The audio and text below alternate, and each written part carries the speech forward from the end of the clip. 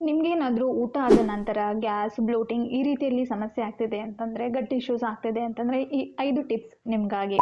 So number 1 tip ಏನಂದರೆ, ನೀವು ಸೇವಿಸುವ ಆಹಾರವನ್ನು ಚೆನ್ನಾಗಿ ಅಗಿದು ಮತ್ತು ನಿಧಾನವಾಗಿ ಊಟ ಮಾಡುವಂಥದ್ದು. ಸೊ ಇದರಿಂದ ಗ್ಯಾಸ್ ಆಗೋದು 90%ವರೆಗೂ ಕಡಿಮೆ ಆಗುತ್ತೆ. ಇನ್ನು 2ನೇ ಟಿಪ್ ಏನಂತಂದರೆ, ನೀವು ಊಟದ ಮುಂಚೆ ಒಂದು ಪೀಸ್ ಆಫ್ ಹಸಿ ಶುಂಠಿಯನ್ನು ತಗೊಳ್ಳಿ, ಅದ್ರ ಜೊತೆಗೆ 1-2 ಚಿಟಿಕೆ ಸೈಂಧವ ಲವಣವನ್ನು ಮಿಕ್ಸ್ ಮಾಡಿ ಅದನ್ನು ಚೆನ್ನಾಗಿ ಅಗೆದು ಅದರ ರಸವನ್ನು ಕುಡಿಯುವಂಥದ್ದು. ಸೊ ಅದಾದ ನಂತರ ನೀವು ಊಟ ಮಾಡೋದ್ರಿಂದ ನಿಮಗೆ ಗ್ಯಾಸ್ ಬ್ಲೋಟಿಂಗ್ ಆಗೋದು ಕೂಡ ಅವಾಯ್ಡ್ ಆಗುತ್ತೆ. ಇನ್ನು 3ನೇ ಟಿಪ್ ಏನಂತಂದರೆ, ನೀವು ಅಜ್ವೈನ್ ಇರ್ಬೋದು ಅಥವಾ ಜೀರಿಗೆ ಇರ್ಬೋದು ಅಥವಾ ಸೋಂಪು, ಇದರಲ್ಲಿ ಯಾವುದಾದ್ರೂ ಒಂದನ್ನು ಚೆನ್ನಾಗಿ ಅಗೆದು ತಿನ್ನುವಂಥದ್ದು ಊಟದ ನಂತರ, ಅಥವಾ ಅದರ ಡಿಕಾಕ್ಷನ್ ಮಾಡಿಕೊಂಡು ಹರ್ಬಲ್ ಟೀ ಥರ ಮಾಡಿಕೊಂಡು ಸಿಪ್ ಬೈ ಸಿಪ್ ಕುಡಿಯೋದ್ರಿಂದ ಕೂಡ ನಿಮಗೆ ಗ್ಯಾಸ್ ಎಲ್ಲಾದರೂ ಬ್ಲಾಕ್ ಆಗಿತ್ತು ಅಂತಂದರೆ ಕ್ಲಿಯರ್ ಮಾಡಲಿಕ್ಕೆ ಹೆಲ್ಪ್ ಆಗುತ್ತೆ.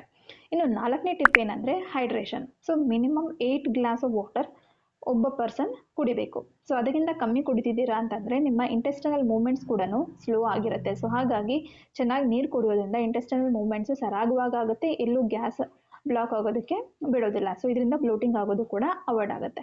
ಇನ್ನು 5ನೇ ಟಿಪ್ ಏನಂತಂದರೆ, ಊಟದ ನಂತರ ಒಂದು 10 ಮಿನಿಟ್ಸ್ ಸ್ಲೋ ಆಗಿ ವಾಕ್ ಮಾಡುವಂಥದ್ದು.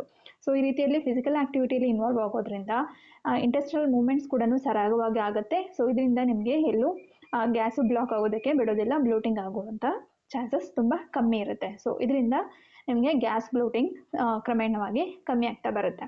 ಸೊ ಇದೆಲ್ಲ ಟಿಪ್ಸ್ ನಿಮಗೆ ಉಪಯುಕ್ತ ಆಗಿತ್ತು ಅಂತ ಅನ್ಕೊತೀನಿ.